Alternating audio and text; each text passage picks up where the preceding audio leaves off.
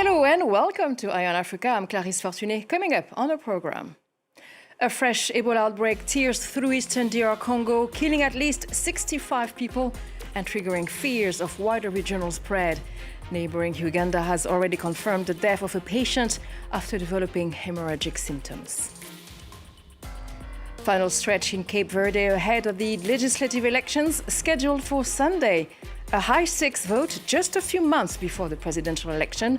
On the ground, voters say they are hoping for concrete improvements in their daily lives. Ethiopia's coffee sector is under pressure as global prices plunge. But in a striking paradox, local consumers are paying far more, with coffee prices tripling in just 6 months. A deadly new Ebola outbreak is raising fears of regional spread in Eastern Democratic Republic of Congo. Health officials say at least 65 people have died and hundreds of suspected cases have been reported in Ituri province near the borders with Uganda and South Sudan. And authorities are now scrambling to contain the virus as concerns grow over cross-border transmission and the possibility of a new strain. And Uganda has announced a patient has died in intensive care after developing hemorrhagic symptoms. Emily Boyle. Gathered around this table, DRC's top health experts discuss the latest outbreak of Ebola, which has killed more than 60 people. So far, there have been over 250 reported cases, mainly in the region of Ituri in the DRC. Officials in neighboring Uganda have confirmed that one person died on Friday after showing hemorrhagic symptoms. We know there is an outbreak in Ituri province, affecting mainly the two health zones of Rwampara and Mongbalu. The Public Health Emergency Operations Center will continue to develop and finalize the response plan for this 17th Ebola virus disease outbreak in Ituri province. The Ebola virus is transmitted through direct contact with bodily fluids and through broken skin. It causes severe bleeding and organ failure, and according to the World Health Organization, the average fatality rate is around 50%. On Friday, the WHO announced that it had activated its emergency contingency plan. WHO will continue working to support the Democratic Republic of the Congo to bring this Ebola outbreak under control, and will deploy resources and work with and mobilize partners across the region. Today, I have released $500,000 from WHO's contingency fund for emergencies to immediately support the response. The DRC has had 16 outbreaks of Ebola since the virus was first identified there in 1976. The country's deadliest outbreak happened between 2018 and 2020, during which nearly 2,300 people died.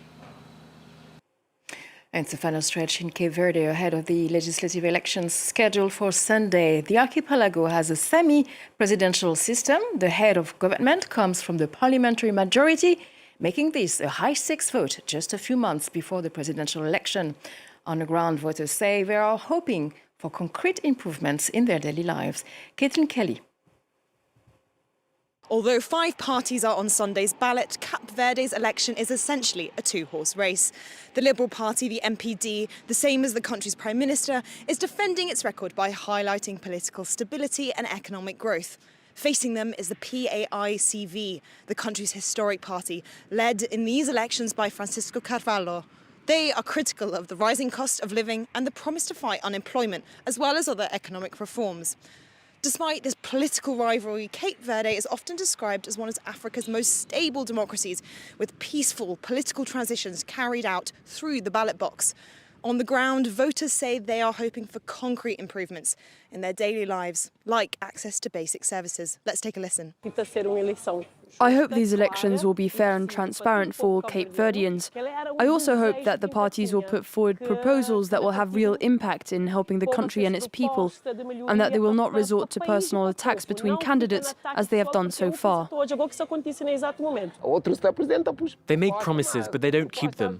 They're always saying they'll do this and that, but once they're elected, nothing happens. Sometimes I don't even feel like voting anymore, because their promises are far from being fulfilled. These legislative elections could reshape the country's political landscape 6 months ahead of the presidential election, and many hope they will reinforce the country's record of democracy in the region. Now to Eswatini, where rising global fuel prices are hitting the poorest the hardest.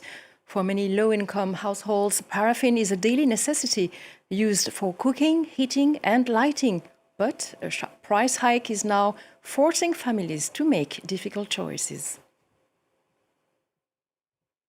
At a service station in Manzini, a handwritten sign tells the story. Paraffin prices are up again. The increase has pushed the cost to around $1.15 per litre, a jump of 31 cents a litre following global supply disruptions linked to the ongoing Iran crisis.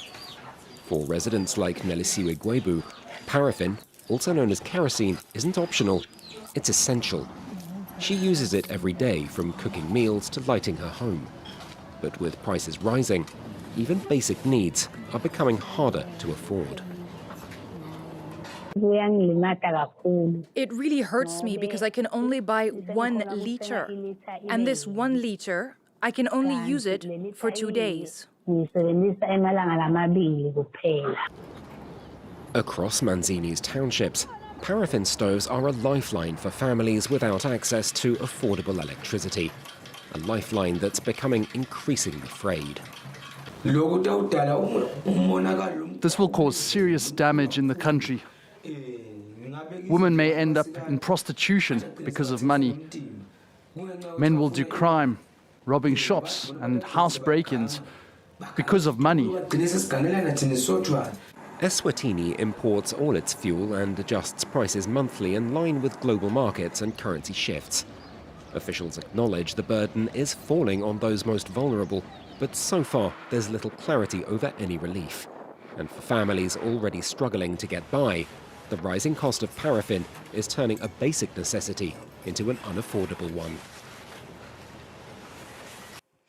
As Africa rapidly goes digital, it becomes a prime target for hackers.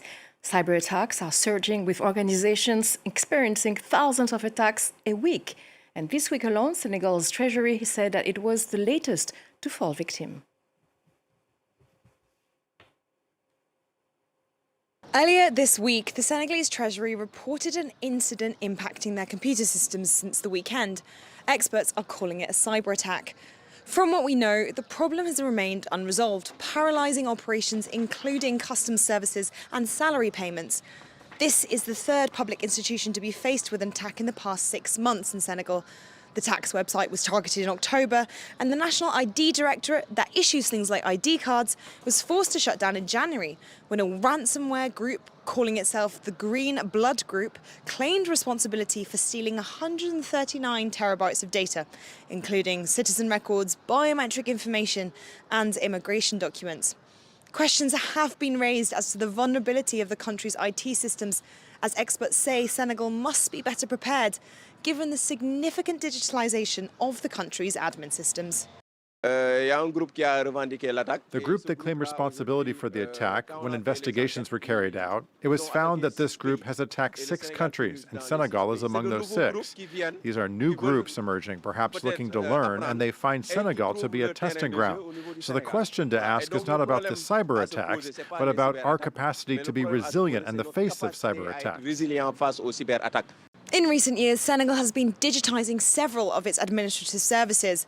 But with a data law that dates back to 2008 and a lack of cybersecurity law, Senegal remains vulnerable, like other countries on the continent that are rapidly transforming their data systems before the cybersecurity measures can be fully put in place. Now, better harvests and higher supply from Brazil have pushed down global coffee prices, hitting Ethiopian exports hard. Prices have dropped sharply in just 2 months, raising concerns in Addis Ababa over the impact on farmers and the wider economy, which depends heavily on coffee for foreign income. Also, while export prices are falling, coffee has become much more expensive for locals, with prices tripling in the past 6 months.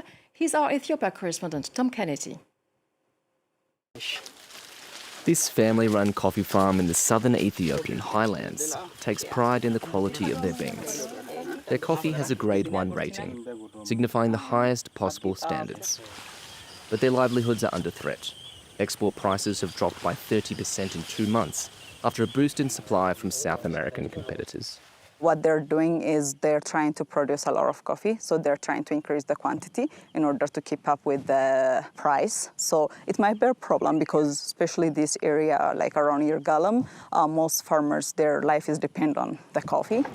Due to low foreign exchange reserves, legislation obliges farmers to export high-quality beans despite low prices.